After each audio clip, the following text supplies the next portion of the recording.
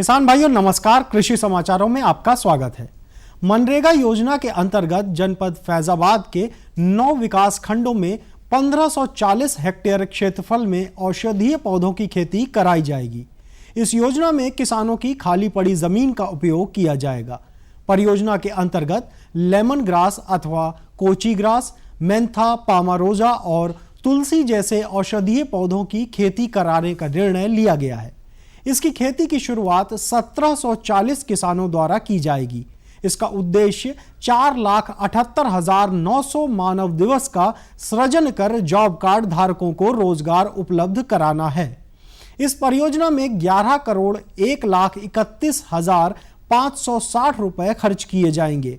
इस धनराशि में 6 करोड़ 80,03,800 रुपए कृषि निवेश के रूप में खर्च किया जाएगा और 4 करोड़ 21,27,760 रुपए मजदूरी पर खर्च होगा।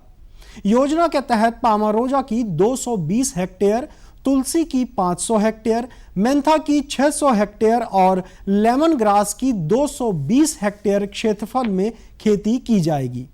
लेमन ग्रास चाय में उबालकर पी जाती है। इसमें विटामिन ए प्रचुर मात्रा में पाई जाती है। इसी तरह पामारोजा का उपयोग साबुन और तंबाकू को सुगंधित करने के लिए किया जाता है। मेंथा ऑयल का उपयोग कई प्रकार की दवाइयों में किया जाता है और तुलसी का उपयोग माउथ वॉश, टूथपेस्ट, सर्दी व खांसी की दवाइयां बनाने में किया जाता है। जापान के शोध वैज्ञानिकों ने ऐसे जीन्स की तलाश कर ली है जो कि खिले हुए मौसमी फूलों को अधिक समय तक तरोताजा रखने के लिए जिम्मेदार होते हैं। इस शोध के चलते अब फूलों को मनचाहे समय तक डाली पर खिलाए रखा जा सकता है। जापान के तुशकुबा राष्ट्रीय कृषि एवं खाद्य शोध संस्थान के वैज्ञानिकों ने फूल के पौधे में एक ऐसे जीन इरफेल 1 की खोज की है जिसमें परिवर्तन कर फूल के जीवन को 2 गुना किया जा सकता है। प्रमुख शोधकर्ता वैज्ञानिक किंची शुबेया के अनुसार इस जीन परिवर्तन से फूल की पत्तियां धीरे धीरे खिलती हैं और ज्यादा समय तक टिकाऊ होने के साथ साथ उनकी सुगंध भी बरकरार रहती है। फसलों की उत्पादन लागत बढ़ने से देश के किसानों का बजट ही बिगड़ गया है। खेतीहर किसानों का कहना है कि महंगाई के चलते खेती की लागत कई गुना बढ़ गई है, लेकिन आय में कोई इजाफा नहीं हुआ है। लागत बढ़ने की वजह से किसानों को कर्ज लेकर खेती करनी पड़ रही है। उत्तर प्रदेश के जनपद मेरठ के किसानों का कहना है कि अब स्थिति यह आ गई है कि ब्याज के बोझ में खेत बेचकर कर्ज चुकाना पड़ रहा है। किसानों का कहना है कि मंडी में हमारे उत्पाद को औने पौने दामों में लिया जाता है, जबकि हमें ही उसे 4 गुना दामों में खरीदना पड़ता है। उत्तर प्रदेश सरकार ने 12वीं पंचवर्षीय योजना में 5.1% कृषि विकास दर हासिल करने का लक्ष्य रखा है। इस लक्ष्य को प्राप्त करने के लिए वर्ष 2014-15 में 594 लाख मीट्रिक टन खाद्यान्न एवं 12 लाख मीट्रिक टन तिलहन उत्पादन का लक्ष्य रखा है। इसी क्रम में उपरोक्त उत्पादन लक्ष्य प्राप्त करने के लिए वर्ष 2014-15 के बजट में 61 लाख कुंटल बीज वितरण का लक्ष्य रखा गया है, जिसमें से 10 लाख कुंटल बीजों का वितरण खरीफ की फसल के लिए कर दिया गया है और 51 लाख कुंटल बीजों के वितरण का लक्ष्य रबी की फसल में रखा गया है। इस व्यवस्था का उल्लेख वर्ष 2014-15 के आय व्यय पत्रक में किया गया है। प्रमाणित बीजों के उपयोग को बढ़ावा देने के लिए उत्तर प्रदेश सरकार ने वर्ष 2014-15 के बजट में किसानों को अनुदान देने के लिए 81 करोड़, संकर बीजों पर अनुदान के लिए 35 करोड़ और संकर मक्का के बीजों के लिए 25 करोड़ रुपए अनुदान की व्यवस्था की है। प्रदेश में कृषि शिक्षा, शोध एवं अनुसंधान को बढ़ावा देने के लिए उत्तर प्रदेश के कृषि विश्वविद्यालयों तथा कृषि महाविद्यालयों के सुदृढ़ीकरण और विस्तार के लिए राज्य सरकार ने अपने वर्ष 2014-15 के बजट में 227 करोड़ रुपए का बजटीय प्रावधान किया है। चीनी मिलों और क्रय केंद्रों तक गन्ने की आपूर्ति सुलभ बनाने के लिए अंतर ग्रामीण सड़कों के निर्माण और पुरानी सड़कों को और भी सुदृढ़ करने के लिए 54 करोड़ रुपए का बजटीय प्रावधान किया गया है। इसमें से 37 करोड़ रुपए नई ग्रामीण सड़कों के निर्माण के लिए होगा। और अब किसान भाइयों के लिए कृषि वैज्ञानिकों की सामयिक सलाह। मौसम की आकस्मिकताओं से बचने हेतु सावा की प्रजातियों T46, IP 149, PT 8, IPM 97, IPM 100, IPM 148, IPM 151 की बुआई करें। कोदों की बुआई का उचित समय है, अतः कृषक कोदों की प्रजातियों JK6, JK62, JK2, APK1 व GPVK3 की बुआई करें। खेत में पर्याप्त नमी होने पर अरहर की देर से पकने वाली प्रजातियों जैसे बहार, अमर, नरेंद्र अरहर 1, आजाद, पूसा 9, मालवीय विकास, मालवीय चमत्कार व नरेंद्र अरहर 2 की बुआई करें। बुआई से पूर्व यदि बीज शोधित न हो तो 1 किलोग्राम बीज को 2 ग्राम थीरम, 1 ग्राम कार्बेंडाजिम अथवा 4 ग्राम ट्राइकोडर्मा और 1 ग्राम कार्बाक्सिन से उपचारित करें। बुआई से पहले बीज को अरहर के विशिष्ट राइजोबियम कल्चर से उपचारित करें। मूंगफली की प्रजातियों जैसे चंद्रा, चित्रा, कौशल, प्रकाश, अंबर, TG 37A व उत्कर्ष की बुआई पर्याप्त नमी होने पर करें।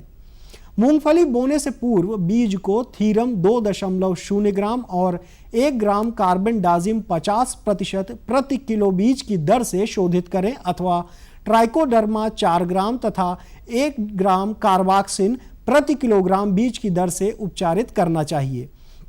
इस शोधन के 5 से 6 घंटे बाद बीज को मूंगफली के विशिष्ट राइजोबियम कल्चर से उपचारित करें। आम, अमरूद, आंवला, लीची व नींबू वर्गीय फलों का रोपण करें।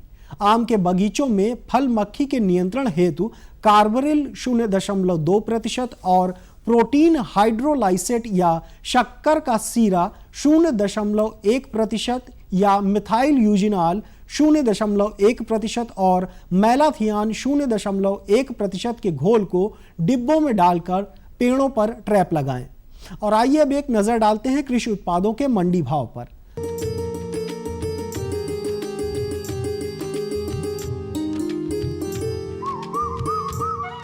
उड़द की दाल लखनऊ मंडी में 3,850 रुपए प्रति क्विंटल, बाराबंकी में 3,870 रुपए, हरदोई में 3,840 रुपए, सुल्तानपुर में 3,900 रुपए और उन्नाव में 3,840 रुपए प्रति क्विंटल।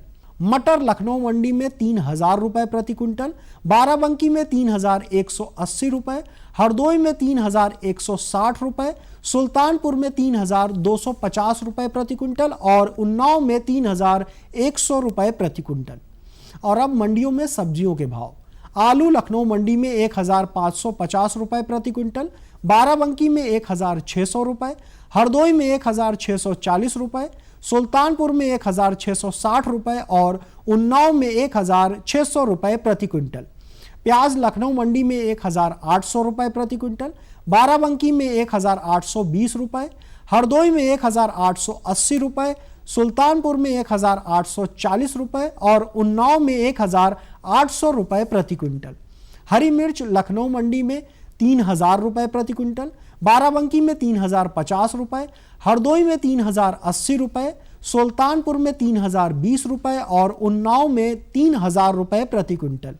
लौकी लखनऊ मंडी में 1,100 रुपए प्रति क्विंटल, बाराबंकी में 1,050 रुपए, हरदोई में 1,160 रुपए, सुल्तानपुर में 1,100 रुपए और उन्नाव में 1,000 रुपए प्रति क्विंटल।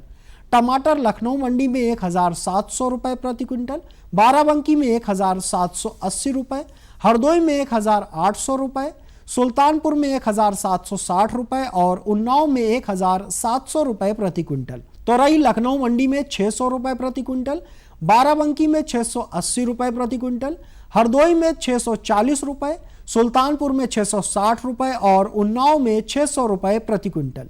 धनिया लखनऊ मंडी में 3,100 रुपए प्रति क्विंटल, बाराबंकी में 3,150 रुपए, हरदोई में 3,180 रुपए, सुल्तानपुर में 3,120 रुपए और उन्नाव में 3,100 रुपए प्रति क्विंटल।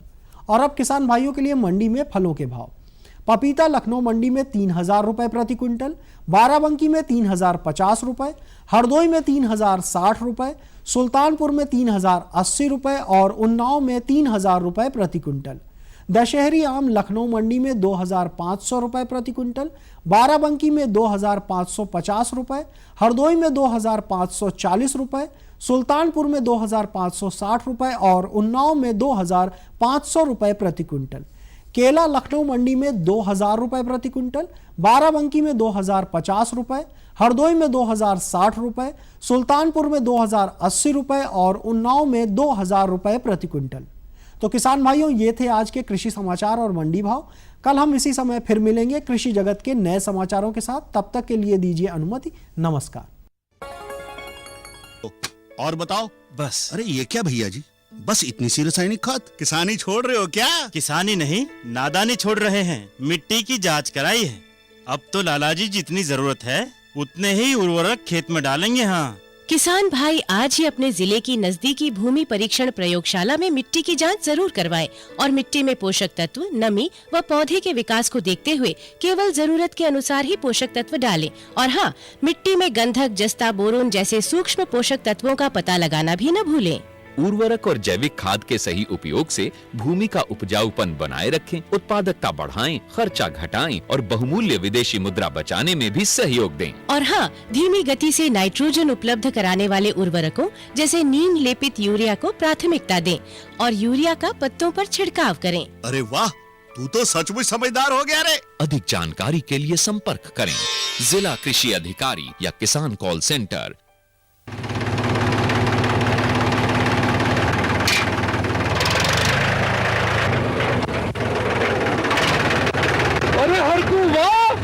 बीज, कीटनाशक और आज खाद भी।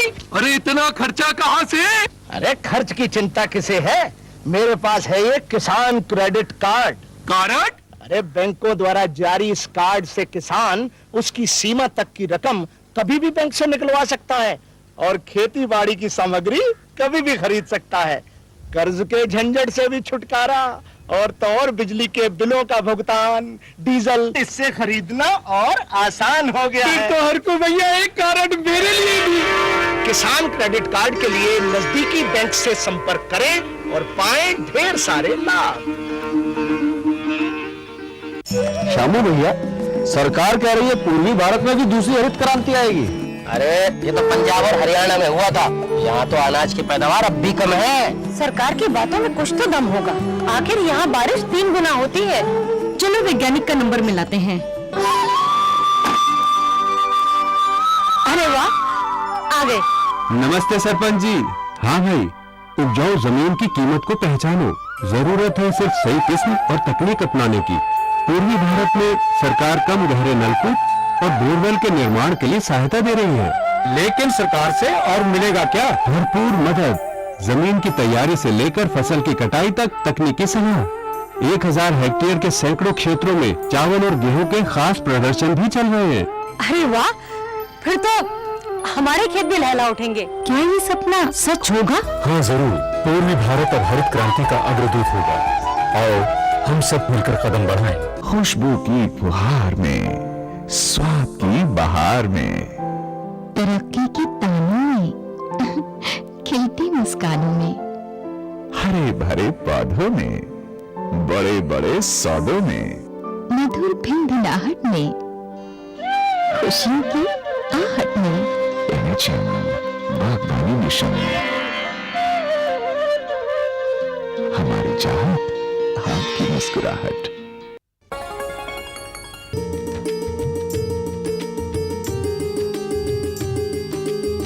किसान भाइयों नमस्कार। कृषि दर्शन के आज के अंक में आप सभी का स्वागत है।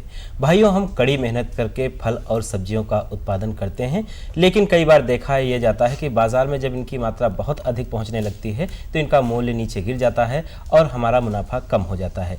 अगर इन फल सब्जियों का हम प्रसंस्करण करके रख लें और देर तक बाजार में पहुँचाते रहें तो निश्चित रूप से हमें अच्छा लाभ प्राप्त होगा। साथ ही साथ इसको हम स्वरोजगार के रूप में भी अपना सकते हैं।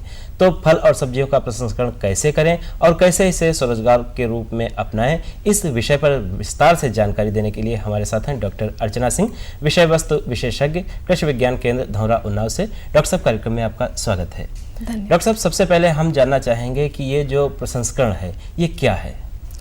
खाद्य प्रसंस्करण वह तकनीकी या विधा है जिसके द्वारा हम किसी भी फल या सब्जी को लंबे समय तक खाने योग्य बना रख सकते हैं। जी डॉक्टर साहब, जैसे बहुत सारी फल और सब्जियों का प्रसंस्करण किया जा सकता है, लेकिन इस समय मुख्य रूप से जो हमारी आम की फसल है वो बाजार में बहुत ज़्यादा है या किसानों के पास बहुत ज़्यादा है, तो इसका हम प्रसंस्करण कैसे करें और कौन कौन से इसके उत्पाद बना करके हम रख सकते हैं और बाजार में पहुंचा सकते हैं? विनय भैया, आपने बहुत अच्छा प्रश्न पूछा है। आम को फलों का राजा कहा गया है और इस समय बाजार में सिर्फ आम ही दिखाई दे रहा है, किंतु 2 महीने के बाद ये बाजार में दिखाई नहीं देगा। यदि हम चाहें तो इसको विभिन्न उत्पादों में परिवर्तित कर लें और यह फल हमारी रसोई में पूरे साल राज कर सकता है।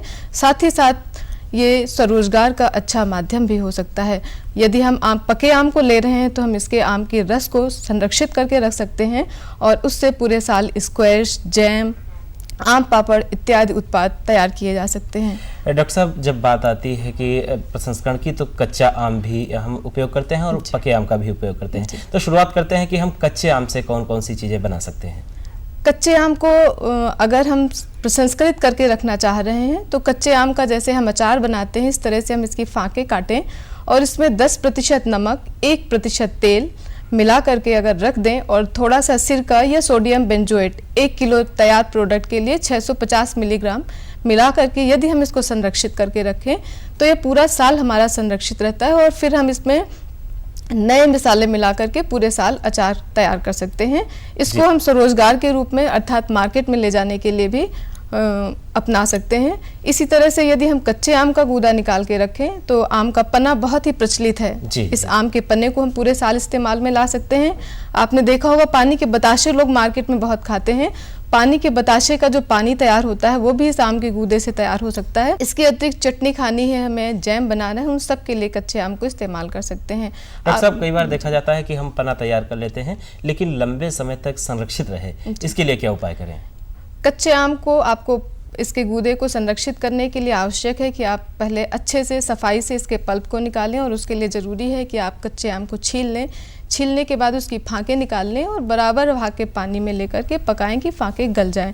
फिर यदि आपके घर में मिक्सर है तो आप मिक्सी में डाल के इसका रस निकाल लें और यदि मिक्सर नहीं है, ग्रामीण महिलाएं हैं हमारी, तो वो जाली की छन्नी से इसके गूदे को आराम से निकाल सकती हैं।